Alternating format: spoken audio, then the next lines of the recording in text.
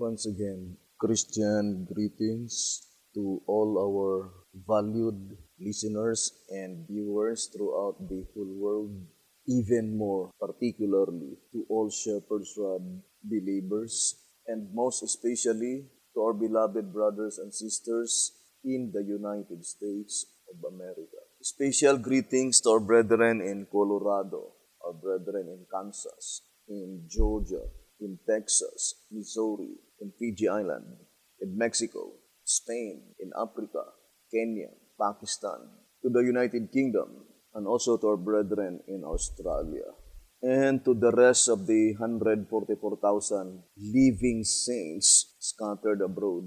Greetings.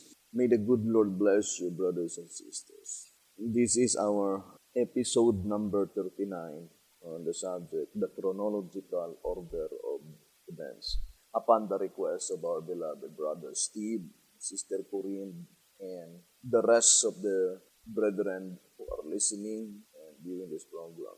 Good evening, and may the good Lord bless you, brothers and sisters. I would like to read 1 TG, number 50, on page 18. It says, "Some, even to this day, do not realize that God rules, that men are not independent of Him, although they are permitted to choose whether or not to serve Him. It was not necessary for the Chaldean king to live with the beasts of the field, but as he could not learn his lesson by words in the easy way, he was removed from his palace and put into a corral, there to learn by experience in the hard way. And at the end of 7 years, after he had graduated, so to speak, from God's school of hard knocks, the king walked back into his palace." 1 TG number 50, page 18. I remember the statement on 2SR, page 94. 2SR, page 94. It says, "As there is no time left for calling out a new movement, then a message of amazing light and stern rebuke through the Word of God with manifestations of divine judgments is the only remedy that can bring true conversion and reformation." This reading is even reality today, that it seems the last remedy to bring true conversion and reformation is the manifestation of God's divine judgments. Although judgment is a strange work with a loving and a merciful God, but sometimes God is forced to perform such strange work in order to save humanity. I remember the statement in 1 TG 29 on page 9. It says, 1 TG 29, page 9. "God, in His wisdom, knows that it is better to destroy comparatively few enemies of truth than to lose the whole world.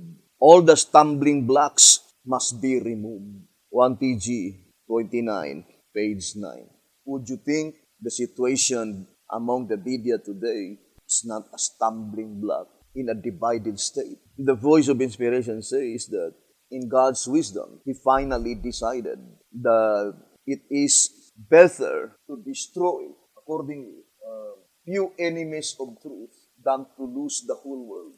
And thanks be to God, according to the Shepherd's Rod. I would like to read 1 TG, number 30, on page 19. It says, as read, it is concerning Isaiah 4, verse 3, "And it shall come to pass that he that is left in Zion and he that remaineth in Jerusalem shall be called holy, even everyone that is written among the living in Jerusalem. This verse clearly shows that while none of the wicked in the church will survive the purification, yet none of the righteous will perish. And who are they? They are those whose name had been left written in the books of heaven. 1 TG number 6:38. It is obvious that they escape the destruction of the sinners in the church. Who are they? Only the holy ones, those whose names are left written in the book, escape the destruction that falls upon the wicked in the church. Only they constitute the remnant, the ones that are left.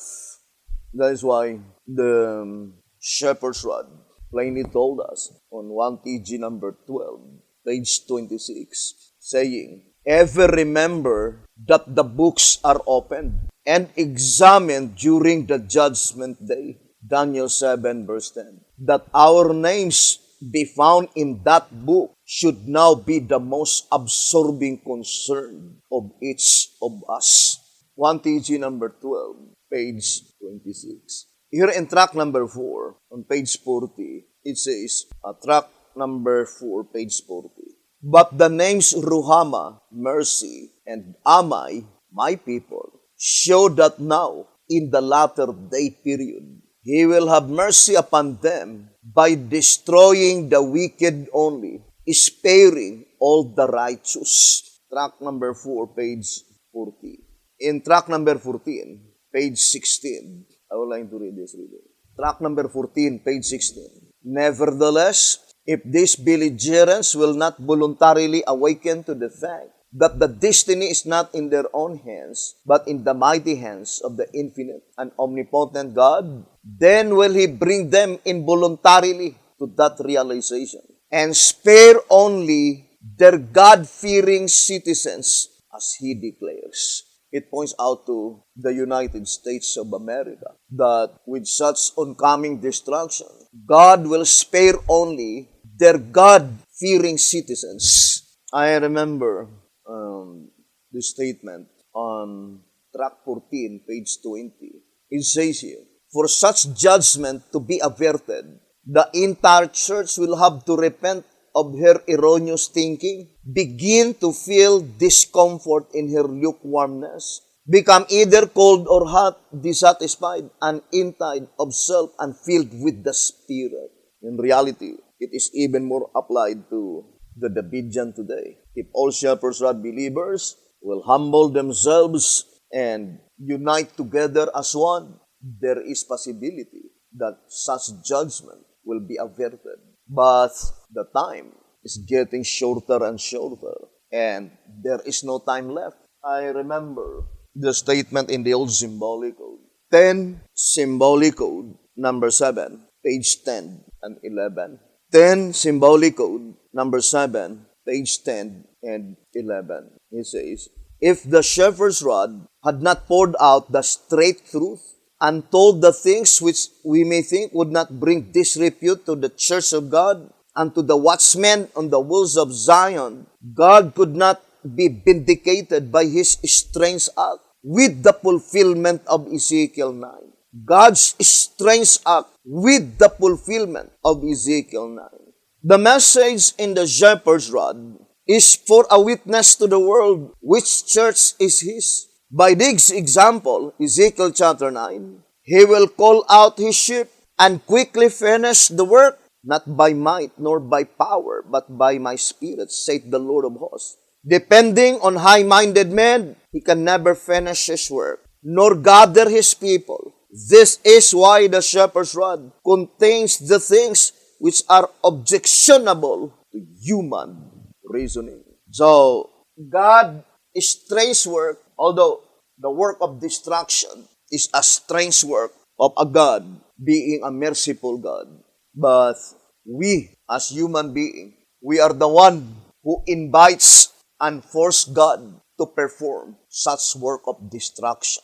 I remember the statement on the consecrated way to Christian perfection on page 72. Instead of allowing God's great purpose of the temple and its services to be met in themselves, the people utterly perverted that purpose. Instead of allowing the temple and its services, which God in His mercy had planted among them, to teach them how that He in truth would dwell among them by dwelling in their hearts and making holy their lives, they excluded all this true purpose of the temple and its services and perverted it all to the utterly false purpose of sanctioning grossest wickedness and cloaking deepest, darkest unholiness. For such a system, there was no remedy but destruction. Consecrated Way to Christian Perfection, page 72.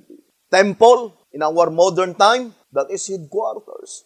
God's great purpose, why He commanded the prophet to establish headquarters, was greatly misconstrued and perverted.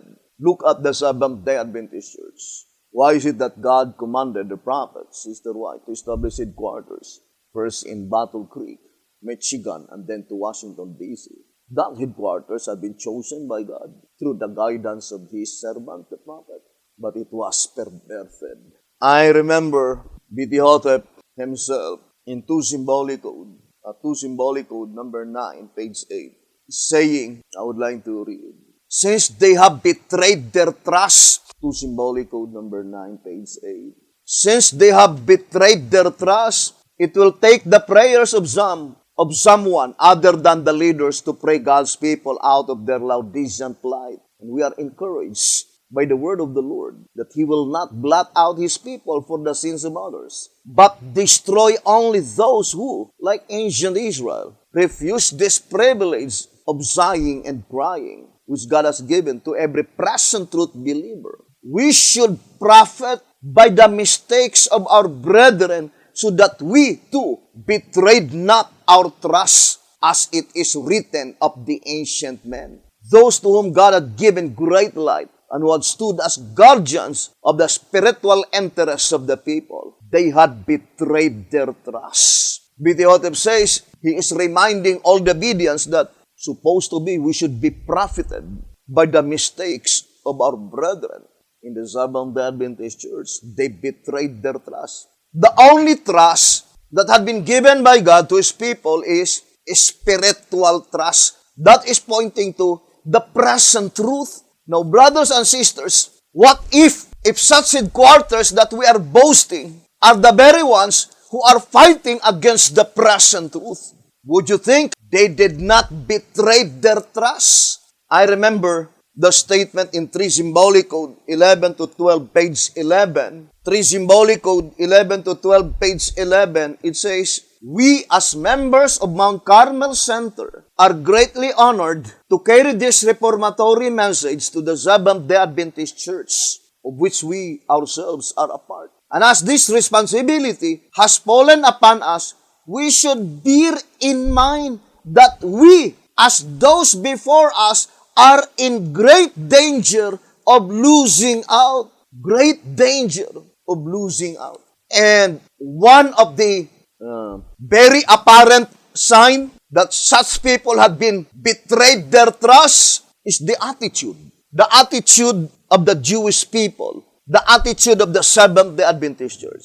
The same attitude. That when such movement are boasting to their headquarters, that is the absolute sign that they betrayed their trust. Because, brothers and sisters, those people by which the present truth had been trusted by God, which is sacred trust bestowed upon them, they must be the most humble people throughout the whole world. They will never boast their headquarters. The only thing that they will speak is to lift up the present truth, the message.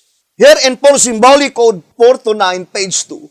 4 Symbolic Code 4 to 9, page 2. It says, a solemn warning. So this warning is very solemn. To all careless or doubting or recusant spirits who tread the side edges of the road of present truth, the following words of inspiration stand as a faithful sentinels, warning of the grim fact that unless all side-edge travelers get over into the middle of the road, walk in the light, they shall eventually go the way of all aberrant present truth professors out from the shepherd's rod, out from the light, and back into the fuse of Laodiceanism, back into the darkness of sad and terrible and fearful deception. Then it says, we must walk in the light which shines upon us. Otherwise, that light will become darkness. At the very time, or in other words, at the moment when the acclamation is made, the temple of the Lord are these. Temptations come in, and darkness gathers about the soul. Earthliness, selfishness, and self-glorification. At the very moment when you can hear that they are already boasting their headquarters, in reality, that is the time that temptations come in. Darkness gathers about the soul. Earthliness, selfishness, and self-glorification. For symbolic code, 429, page 2. Now let us go back to the statement saying that the strange work of God is with the fulfillment of Ezekiel 9. So let us focus our attention to that statement, the fulfillment of Ezekiel 9. And let us compare the entire Shepherd's Rod publications concerning such event. Fulfillment of Ezekiel 9. Now let us begin reading again 2SR 221. And maybe I would like to begin 1SR 116 to follow the flow of our chart. Now let us read 1SR page 116. 1SR page 116. It says, why would God make a double prophecy for the same thing? 1SR 116. So, it says, why would God make a double prophecy for the same thing? Because the old prophecy, the type, only gives the details from the beginning of the third angel's message to the fulfillment of Ezekiel 9. So, we will show to you the diagram from 1844. So, let us, can we enlarge that one? So, the statement says, 1SR 116, why would God make a double prophecy for the same thing? Because the old prophecy, the type, only gives the details from the beginning of the third angel's message to the fulfillment of Ezekiel 9. So in that reading, from 1844 to the fulfillment of Ezekiel 9, that is called the type. The type in the antitypical period. So, the voice of inspiration is plainly telling us that the old prophecy, which is the type, gives only the details from the beginning of the third angel's message to the fulfillment of Ezekiel 9. But notice, the statement is, give the details from 1844 to the fulfillment of Ezekiel 9.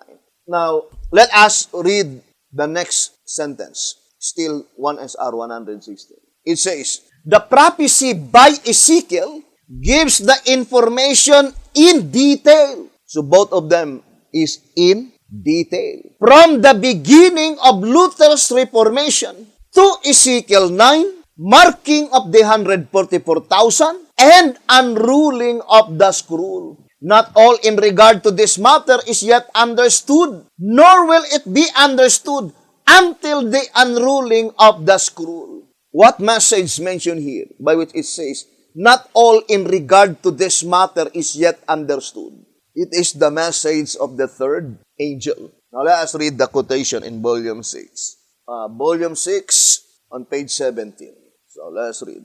It says, the light we have received upon the third angel's message is the true light. The mark of the beast is exactly what it has been proclaimed to be. Then it says, not all in regard to this matter is yet understood, nor will it be understood until the unruling of the scroll. Volume 6, page 17. So what message mentioned that it will never be understood, not until the unruling of the scroll? That is the third angel's message. Now, concerning the third angel's message, primarily pointing to Christ's mediatorial work in the heavenly sanctuary. Let us read again the great controversy.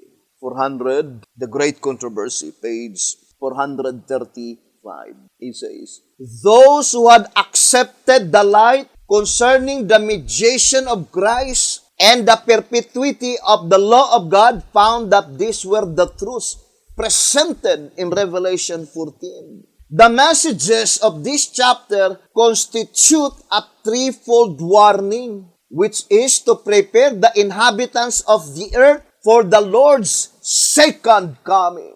But we explained that several times, that second coming is even more directly applied to the second invisible coming of Jesus Christ. Where? In the most holy place. Because it says Christ's mediation in the heavenly sanctuary. So the third angel's message is pointing to Christ's mediation in the heavenly sanctuary. Now I would like to read 2SR 217. 2SR page 217. Let us read. They who are to be sealed at that time were seen by John as a great multitude with palms in their hands. See Revelation 7 verse 9. And then it says, hence the scroll was made a third, and the sealing for those who shall be judged while living has begun. Now I would like to read again to SR 217. It says, they who are sealed at that time were seen by John as a great multitude with palms in their hands.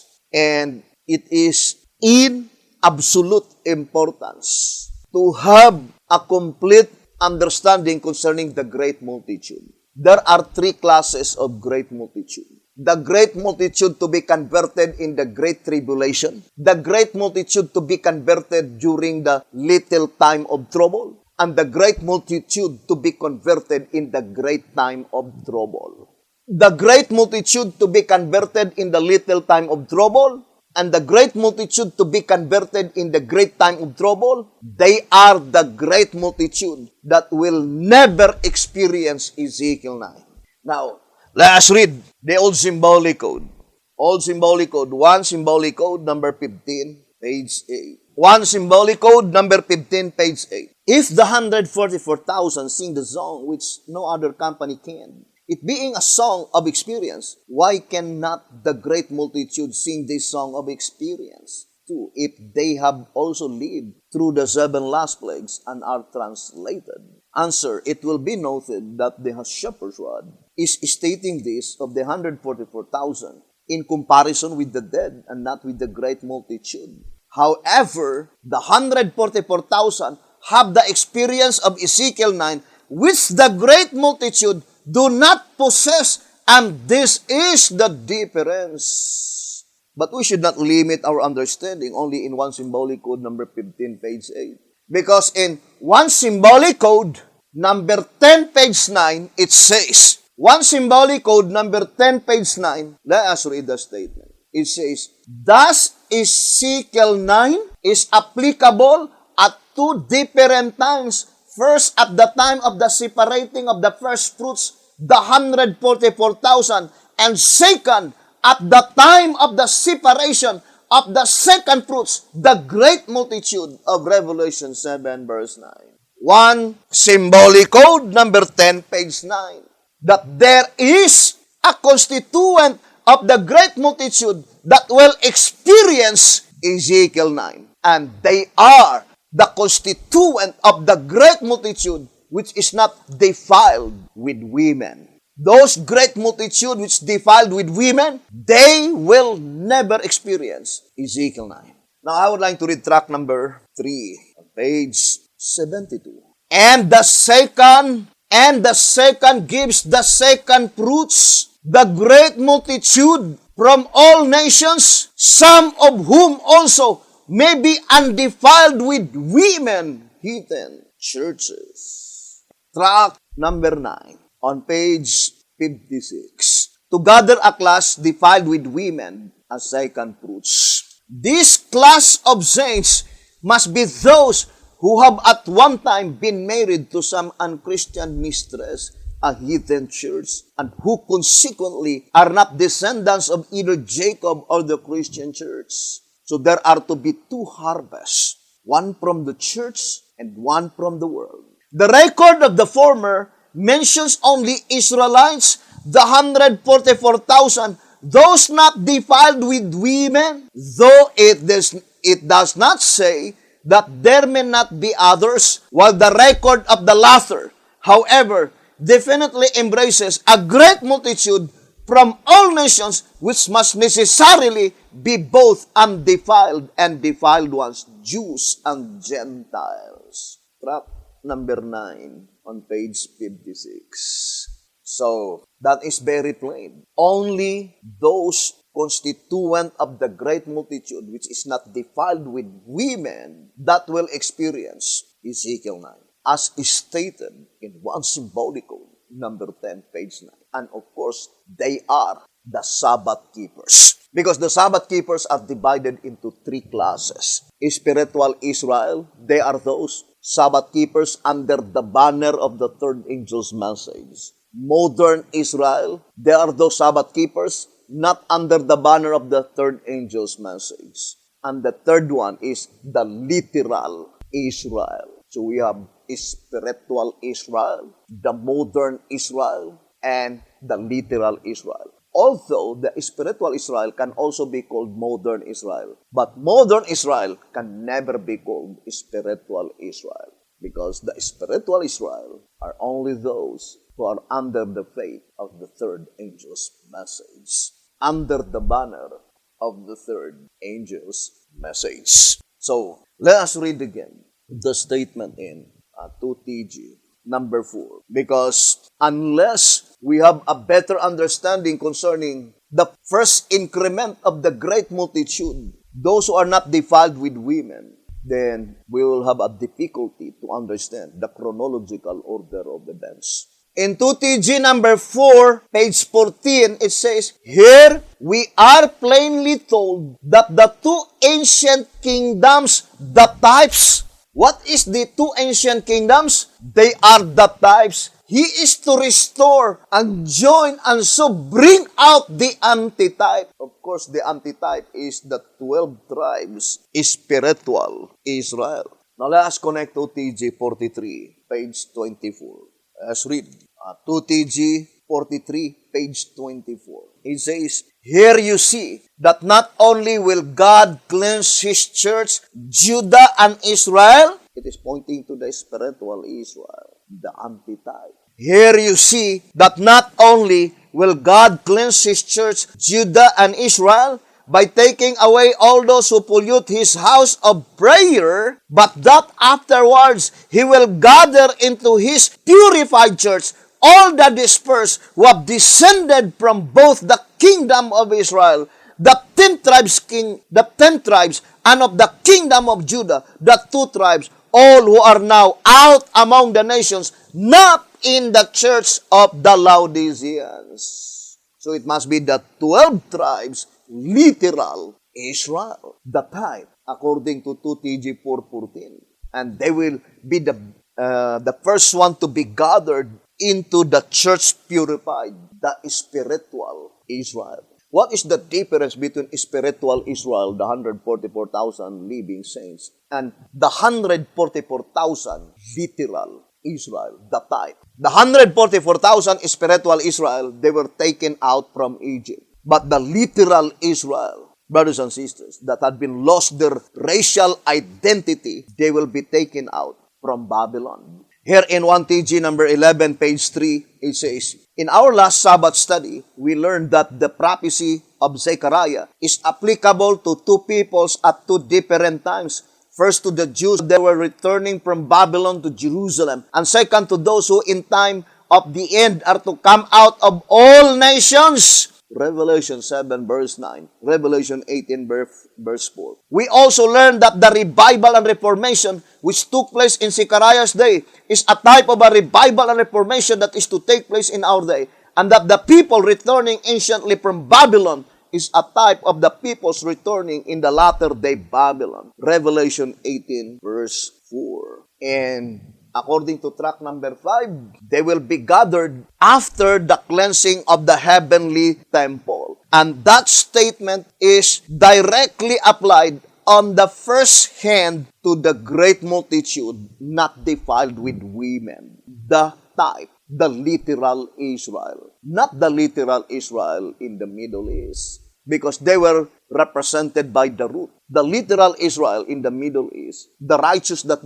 will be left in that land, they are called the root of the kingdom. Now here in tract number 5110, it says, it is not measured, investigated, because it represents those among whom there are no bad to be cast out, for they are gathered in after the cleansing of the heavenly temple. Daniel 8 verse 14, after the judgment of the dead, after the separation of the bad from among the good, in the church, as illustrated by the parable of the net, Matthew 13 verse 47 and 48, they are those who by name, my people, Revelation 18 verse 4, are called to come out of Babylon, and who with no unclean among them come into the already purified and living church of God. Who are they? Designated as my people. Let us read track number 4, page 12. It says, accordingly, track number 4, page 12. Accordingly, whereas Luruhama means no mercy, and Luamai not my people, Ruhama means mercy, and Amai my people. Hosea 1 verse 6, Hosea 2 verse 4. So who are they designated as my people? The 2 tribes. And who are they designated as Ruhama means mercy? The 10 tribes. Now here in track number 8, on page 12, track number 8, page 12. Hearing Christ's teachings, then rejecting them and crucifying him, the Jewish nation brought upon their heads the doom which God pronounced upon them, when through his prophet he declared, ye are not my people. Of course, the word Jew pointing to the 2 tribes, Judah. It says, the Jewish nation brought upon their heads the doom which God pronounced upon them, when through his prophet he declared, ye are not my people, and I will not be your God. Though at the same time, in his great mercy, he let the promise be written in the place where it was said unto them, ancient Israel, ye are not my people. There it shall be said unto them, ancient Israel, ye are the sons of the living God. See Romans 9:24 to 26. Or in other words, that is the fulfillment of the reacceptance of the 12 tribes. The reacceptance. Track number 8 on page 12. So, I would like to go back again to the reading, brothers and sisters. I know there is a little bit difficulty at this time, but as we proceed to study every day, it will become clearer and more easier to comprehend. Now, let's read 2 SR 217. Although there are abundance of evidences to prove concerning the first increment of the great multitude which were not defiled with women, pointing to all the Sabbath keepers not under the banner of the third angel's message. I would like to read first, who are the 12 tribes? In 2TG number 6. Ezekiel, 2TG number 6, page 16. It says, plainly then, you can read the entire paragraph, but I would like to read the last part to minimize time. Plainly then, many who are taken as Gentiles are but unidentified descendants of ancient Judah and Israel and the Jewish Christians. I would like to read again, 2TG number 6, page 16. Plainly then, many who are taken as Gentiles are but unidentified descendants of ancient Judah, Israel, and the Jewish Christians. 2TG number 6, page 16. So, that is very plain, right? So, let us read 2SR 217. Go back again to 2SR 217. Ezekiel, 2SR page 217. They who are to be sealed at that time were seen by John as a great multitude with palms in their hands. The great multitude mentioned here are the first increment. They are those who will experience Ezekiel 9. The first increment of the great multitude, the Sabbath keepers, those who are not defiled with women. when they will be sealed. It says, they who are to be sealed at that time were seen by John as a great multitude with palms in their hands. Hence the scroll has made a turn, and the sealing for those who shall be judged while living has begun. This reading plainly indicating that the first sentence is pointing to the holy place, and the second sentence is pointing to the most holy place. That at the time when the sealing for those who shall be judged while living has begun in the most holy place, that is also the predicted time that the scroll has made a turn. What is the scroll that mentioned there that to made a turn? It is pointing to the third angel's message. And we already read in 1 SR 116, let us go back again to the reading. The prophecy by Ezekiel gives the information in detail from the beginning of Luther's Reformation to Ezekiel 9. Let us distinctly separate the groundwork and the particular object in view. Now, let us show the diagram, the second part. So this one, from 1580 to 1530 AD. The Reformation by Luther, or Luther's Reformation. It says, the prophecy by Ezekiel. Now let us connect the prophecy by Ezekiel. Ezekiel has 48 chapters, but there is a particular object in view, and that is pointing to Christ's visitation on this earth. That is the prophecy by Ezekiel. And that prophecy by Ezekiel gives the information in detail. How do we define the word detail? Let us define first the word detail, because that is the statement given by the shepherd's rod. It says, the word detail is a verb. Describe item by item. Give the full particulars of.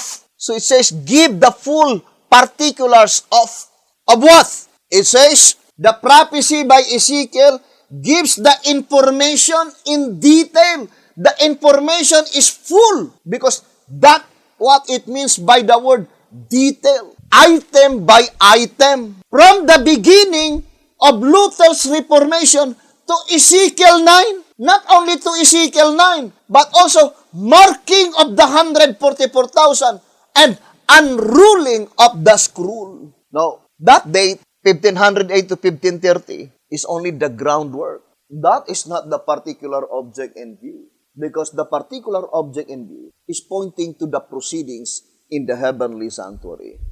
For it is pointing to the third angel's message, the unrolling of the scroll, according to this reading, and 1 SR page 116. Now, I would like to give you a little idea.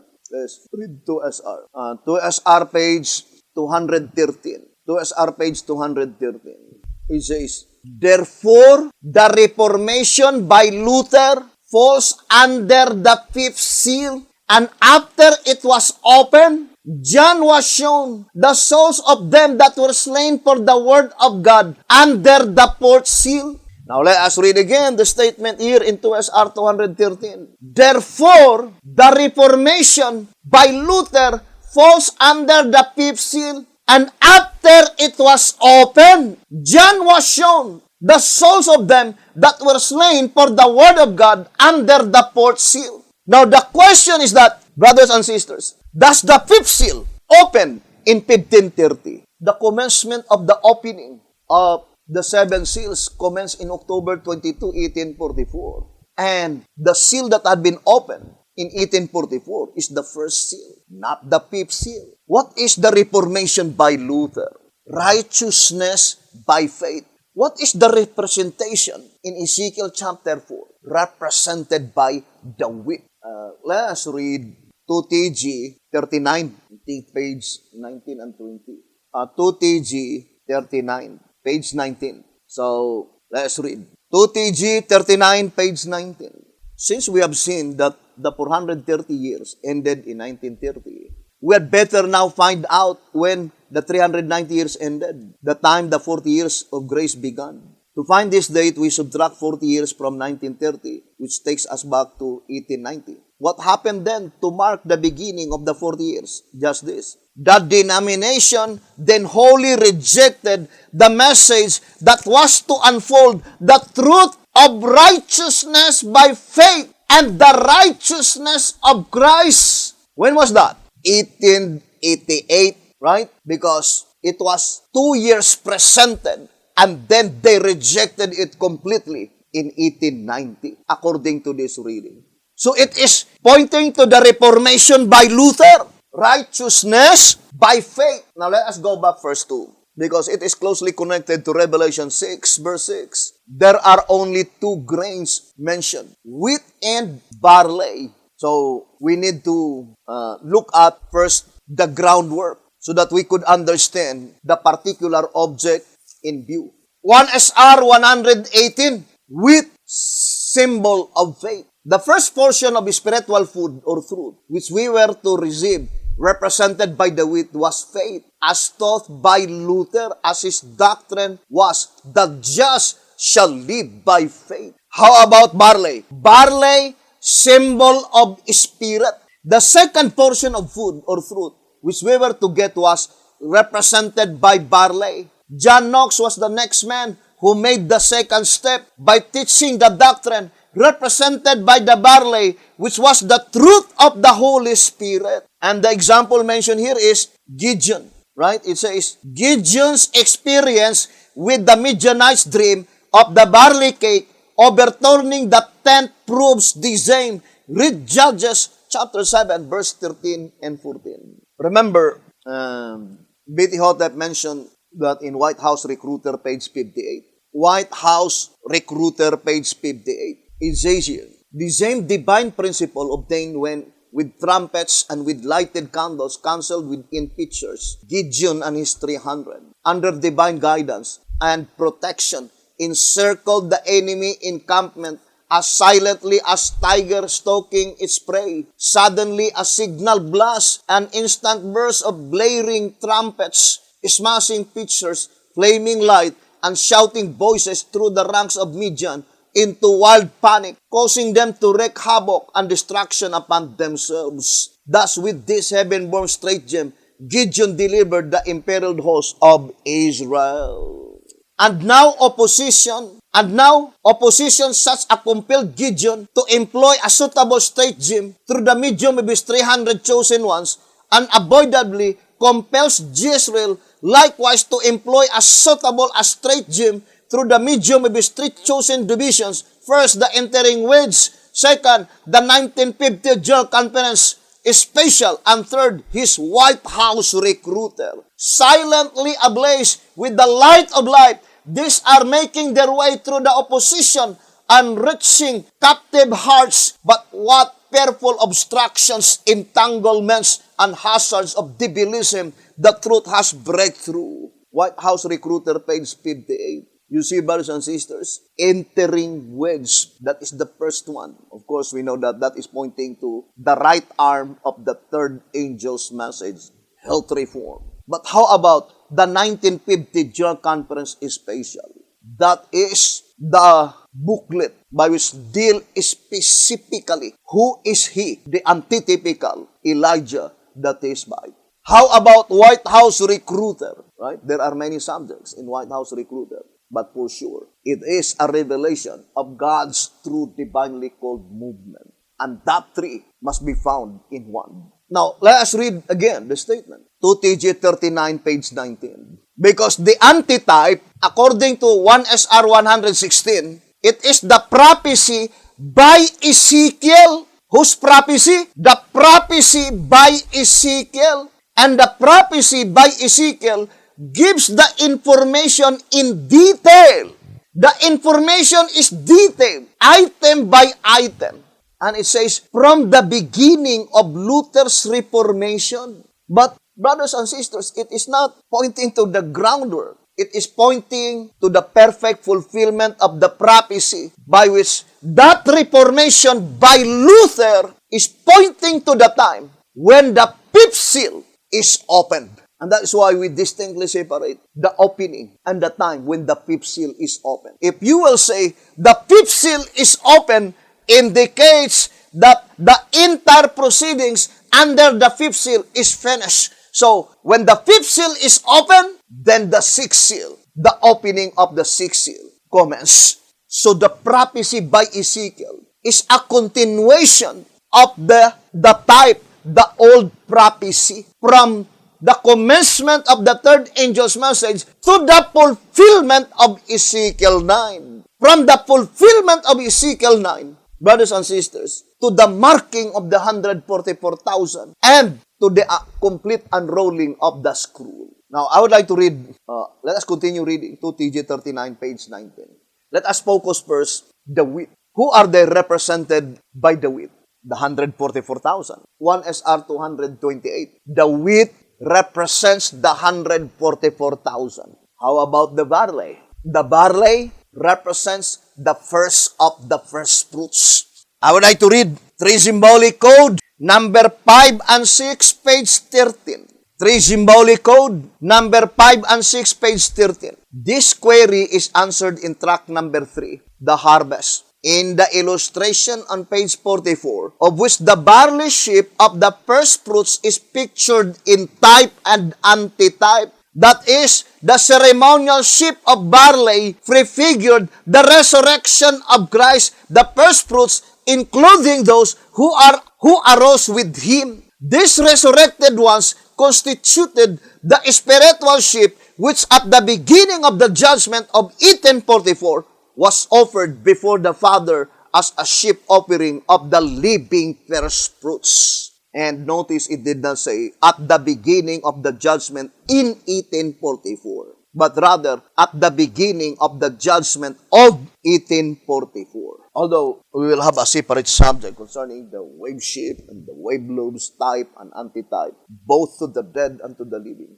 or each to the dead and each to the living, according to track number 3. But just to emphasize that in this study, barley represents the first of the first fruits, and wheat represent the first fruits. And in Ezekiel chapter 4, wheat and barley are the first two grains, and wheat represent righteousness by faith. Now let us go back again to the reading. 2TG 39, page 19. What happened then to mark the beginning of the 40 years? It says, just this. So that is the beginning in 1890. 1890 plus 40 equals 1930. So what happened on that year in 1890? Just this. That denomination then wholly rejected the message that was to unfold the truth of righteousness by faith. So not all pertaining to the subject, righteousness by faith, was revealed by God to Martin Luther. Otherwise, there will be no more unfoldment if that is the case. But supposed to be, it was in 1888, but it was muffled, brothers and sisters. And it says that denomination wholly rejected that message. What message? Delivered by Alonzo Jones and Wagoner. The message that was to unfold the truth of righteousness by faith and the righteousness of Christ, the very truth that again began to unfold years later, the truth on which we are now feasting. God in His mercy, therefore, laid their iniquity upon the prophet Ezekiel during those 40 years, gave them a chance through righteousness by grace, so that they might have opportunity now to enter into righteousness by faith, and thus reap the reward of the righteousness of Christ. What is the righteousness of Christ? The reward. So, brothers and sisters, would you think the reward mentioned here is not connected with the reward characterized by 1 penny? So here the voice of inspiration says, the entire message of the shepherd's rod is the complete unfoldment of the truth, righteousness by faith, and the righteousness of Christ. So the statement, the prophecy by Ezekiel is pointing first to the Bible and second pointing to the entire shepherd's rod publications. Because we explained several times that what is the message of Ezekiel? The shepherd's rod is very plain in tract number 1. On page 29 and page 30, it says, the reader will note that though the prophet Ezekiel, was bidden to go to speak to his people, Yet instead of being told what to say, he was commanded, open thy mouth and eat that I gave thee. And then it says, as the words which Ezekiel was to speak to his people were found in the book which he ate, the book can be none other than the Bible, from which comes the message culminating in joy, mourning, and woe. Track number 1, page 29 and page 30. So what is the prophecy by Ezekiel? The entire Bible. And the Bible contains the complete formula of the plan of redemption. 1 TG number 10, page 18. But since it is a prophecy, it is more dealing to the future events than those events that already in the past. Although, according to track number 5, page 32, it is necessary in order to build the necessary foundation to build the future. Track number 5, page 32. The statements which must shortly come to pass, Revelation 1 verse 1, and I will show thee things which must be hereafter, Revelation 4 verse 1, go to say that the revelation is given with the one particular object in view of showing the things lying not behind but ahead of John's time, with the reference being made only incidentally to the past in order to lay the necessary foundation upon which to build the future. Track number 5, page 32. Let us distinctly separate the literal John and the antitypical John. Antitypical John the Beloved. God gave the vision to ancient John the Beloved, the literal John. But the understanding was not given to him. But what is the vision that was shown by God to John? In track 15, page 13. John was led to look into the sanctuary after the judgment had been set up. In fact, John not only saw the judgment in progress, but he saw the whole proceeding from start to finish. So we explained several times that the entire vision of John the Beloved is the entire proceedings in the heavenly sanctuary from start to finish. Now, let us go back again to the statement in 1 SR 116, saying the prophecy by Ezekiel gives the information in detail from the beginning of Luther's Reformation to Ezekiel 9, marking of the 144,000 and unrolling of the scroll. But the shepherd's rod in 2 SR 213, it says, therefore, the Reformation by Luther falls under the fifth seal. And after it was opened, John was shown the souls of them that were slain for the word of God under the fourth seal. But if you will read the Bible, let us read Revelation chapter 6. It says here, verse 9, and when he had opened the fifth seal, I saw under the altar the souls of them that were slain for the word of God and for the testimony which they held. So verse 9, according to 2 SR 213, pointing to those who had been martyred for their faith under the fourth seal. Verse 10, and they cried with a loud voice, saying, how long, O Lord, holy and true, dost thou not judge and avenge our blood on them that dwell on the earth? And white robes were given unto every one of them. And it was said unto them that they should rest yet for a little season until their fellow servants also and their brethren that should be killed as they were should be fulfilled. So here, brothers and sisters, there are three martyrdom mentioned here. First, the souls under the altar. That is, those who have been martyred for their faith under the fourth seal. And second, the fellow, it says, the brethren mentioned, the fellow servants, and then the brethren. So the fellow servants, brothers and sisters, are those martyred for their faith under the fifth seal during the dark ages.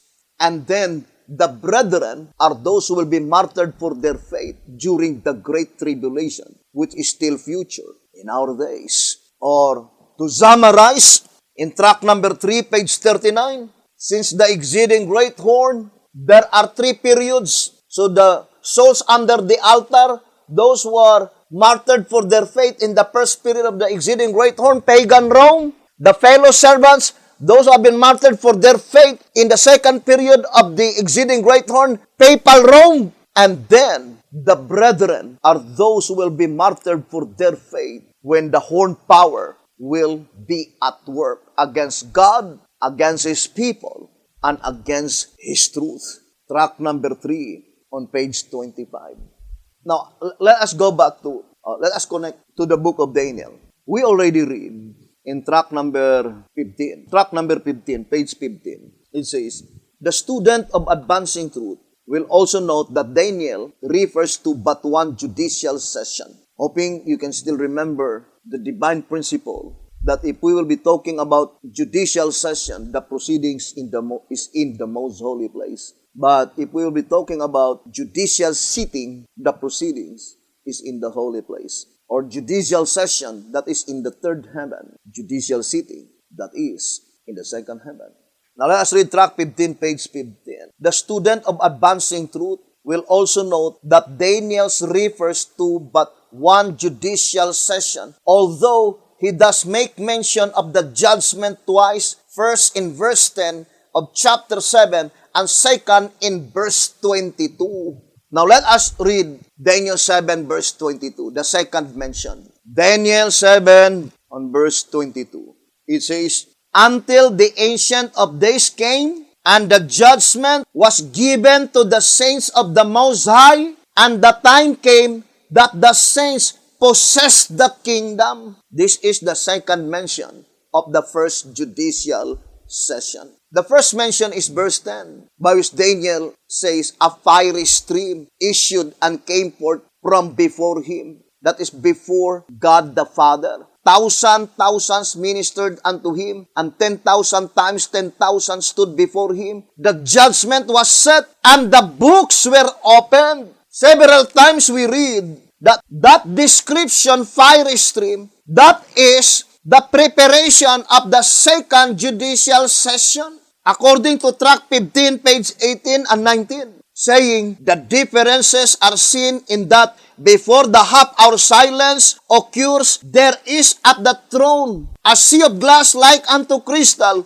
Revelation 4 verse 6, and no one stands on it, but after the half-hour silence passes away, the scene changes. The sea of glass is mingled with fire. That is the first occurrence when the scene changes after the half-hour silence. What happened to the sea of glass? Clear as crystal. It is already mingled with fire. And what is the next event, brothers and sisters? We studied already that on the next half-hour silence, another change occurred. The sea of glass, which is mingled with fire, became fiery stream. And that is during the second sitting. Now let us read page 19. In other words, at the first judicial sitting, there is no one standing on the sea of glass, and the sea itself is like unto a crystal. While at the second sitting, the sea appears like unto a fiery stream,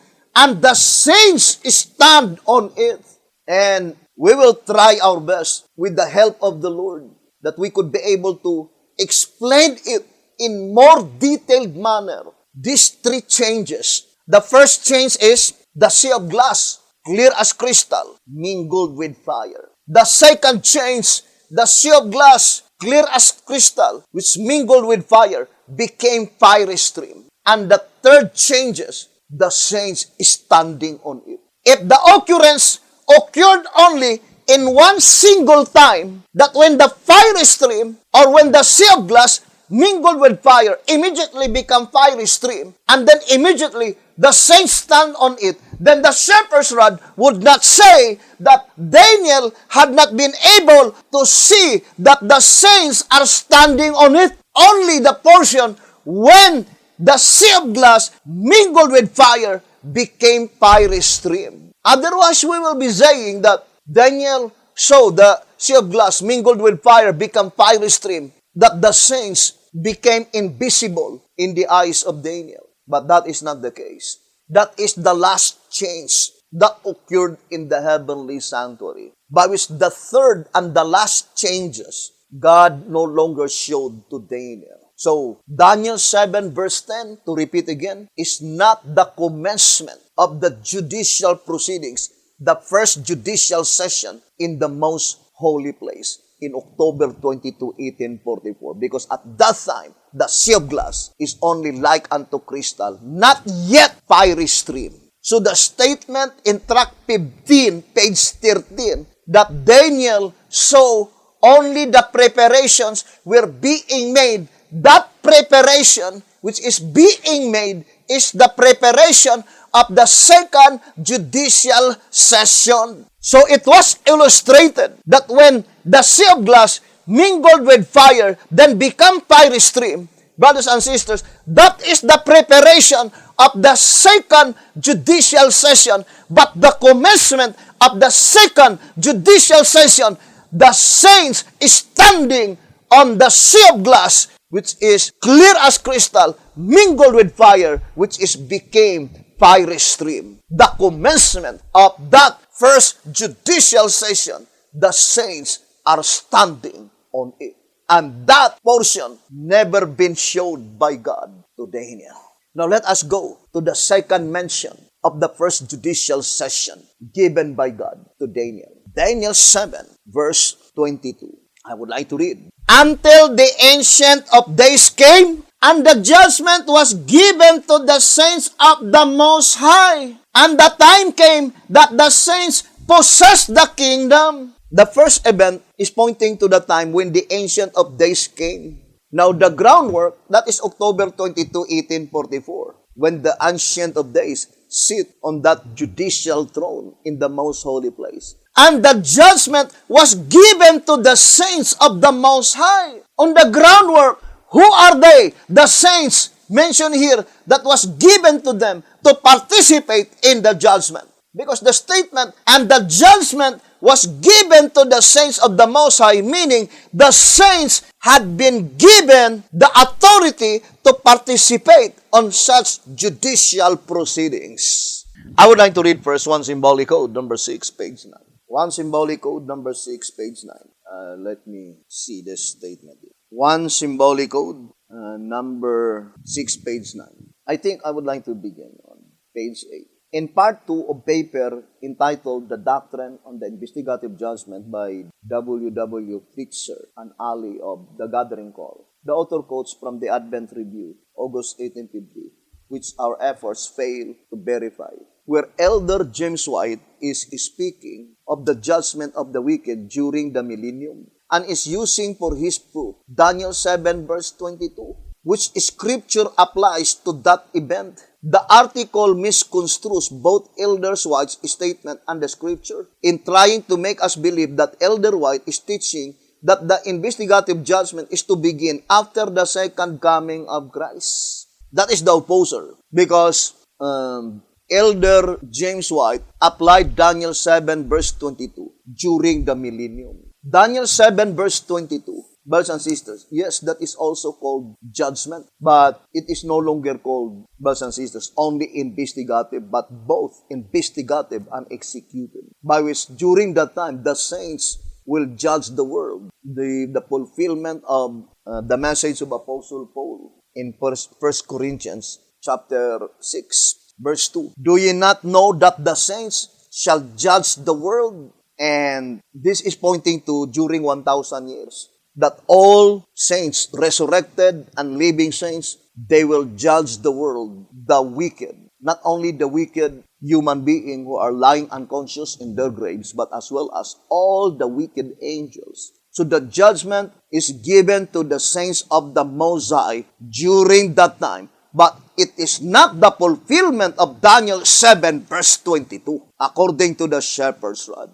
And then it says, it then asks, at what time do you expect the judgment of Daniel 7 to take place? In answer, it quotes from Elder White's writings this statement, Daniel in the night visions, so that judgment was given to the saints of the Most High, but not to mortal saints, not until the Ancient of Days came, and the little horn ceased prevailing, which will not be until he is destroyed by the brightness of Christ's coming. So who are they? That the saints of that the judgment was given to the saints of the Most High. They were not the mortal saints. but they are the saints by which immortality were granted unto them. Who are they? They are the saints who are already in the heavenly sanctuary. For if they will not participate the judgment, the judicial proceedings, then for what purpose that they were there? And that is why the shepherd's rod says in tract number 5 on page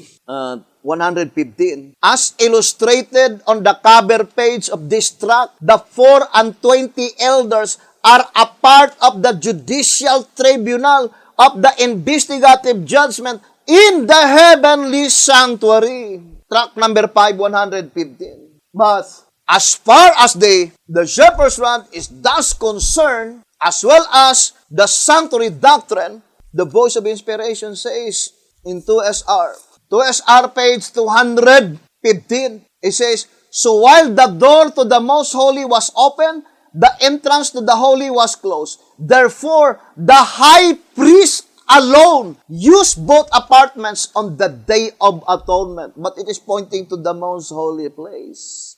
2SR 215, pointing to the most holy place. In the most holy place, nobody participates in that judicial proceedings in the most holy place. Only Jesus Christ alone. Whoever were there, they will only serve as witnesses, but never participated in such judicial proceedings in the most holy place. The high priest alone. Conclusively, therefore, that statement that the judgment was given to the saints of the Most High, not the mortal saints, but the immortal saints, to the saints by which immortality was granted to them, brothers and sisters, they must be the saints that participated in the judicial proceedings in the holy place, but not in the most holy place. So Daniel 7 verse 22, brothers and sisters, has a double fulfillment. The groundwork occurred in October 22, 1844, when the judgment was given to the saints of the Most High. They participated the judicial proceedings only in the holy place, not in the most holy place. Daniel 7 verse 22. But that is not the particular object in view, because that is the second mention of the first judicial session, as stated in tract 15:15. Now let us read 2SR 171. It says, therefore, John's vision of the 144,000 as they stood on Mount Zion with the lamp is an incident after this special company of saints had been sealed and sometime before the close of provision. Then it says, the sealing of the 144,000 is at the closing of the judgment of the dead and at the beginning of the judgment of the living. Therefore, they have a great duty to perform upon the earth in connection with the judgment. But when they would be allowed to participate in the judicial proceedings, it is at the time when immortality will be granted unto them. And it was illustrated that they were standing on Mount Zion, indicating immortality granted, the same with the groundwork, not the mortal saints, but the saints after immortality was granted, then they have been given the chance to participate in such judicial proceedings. So that vision that was shown by God to John the Beloved in Revelation 15, verse 2 and 3, that the 144,000 standing on the sea of glass mingled with fire, which became fiery stream, indicates immortality granted, because that is the reward. Let us read again the statement in tract number 15, page 33.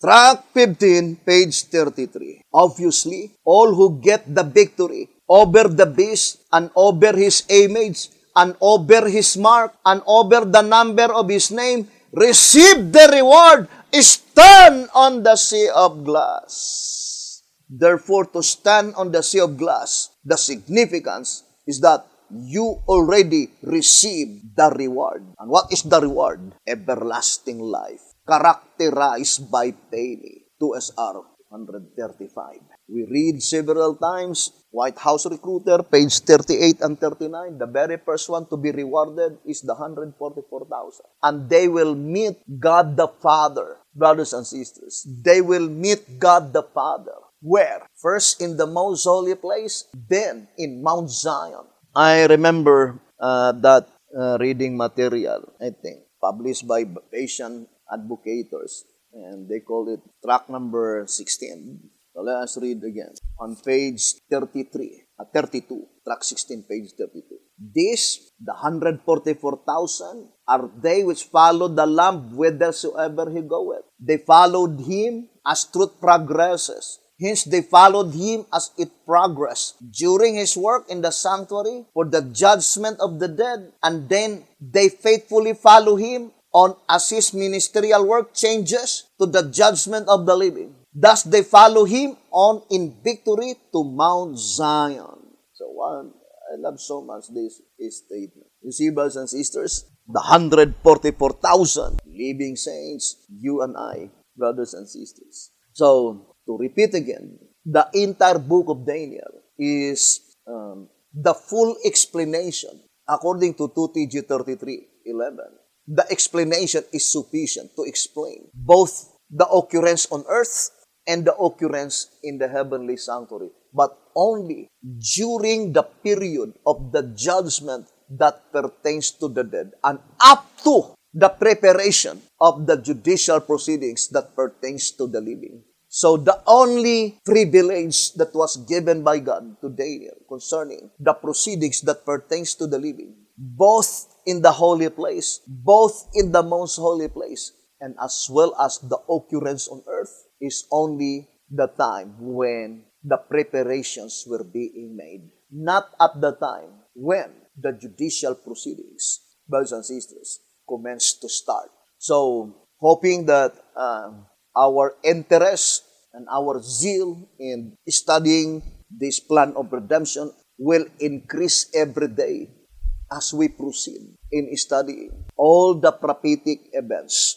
And brothers and sisters, that change would be on March 27, 2021 onwards. Great changes will happen. Not only the changes will occur in the heavenly sanctuary, but that is only a picture to the great change that will occur on earth. So hoping that the good Lord will bless you and would help us individually as we proceed this subject episode by episode. Thank you very much for listening and viewing this program. May the good Lord bless you and have a beautiful, wonderful evening.